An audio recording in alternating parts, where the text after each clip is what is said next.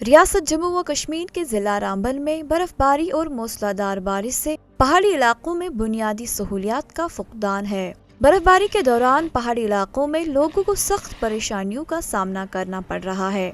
जिले रामबन के sub division Ramsu में सड़कों पर से अब तक बर्फ नहीं हटाई गई है, जिसकी वजह से एक तरफ मकामी आवाम को सड़क पर चलने में दुश्वारियों का सामना करना पड़ रहा, तो दूसरी तरफ मुसाफिरों की परेशानियों में भी इजाफा हो गया।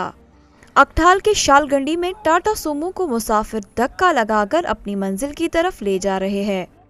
इंतजामिया बुलंद बांग दावे कर रहा है कि बर्फबारी के दौरान लोगों को सहूलियात मुहैया कराने के लिए हर मुमकिन कोशिश की जा रही है, लेकिन इंतजामिया का ये दावा बयान तक ही महदूद नजर आ रहा है। एडमिनिस्ट्रेशन से हम गुजारिश करेंगे कि वो फिलफोर इसका अजाला करे, वरना खुदा न खास्ता कोई हादसा हो जाएगा, तब ये किसकी जिम्मेदारी होगी। तो इससे कबल कि कोई सहाना हो, हम गुजारिश करेंगे एडमिनिस्ट्रेशन से।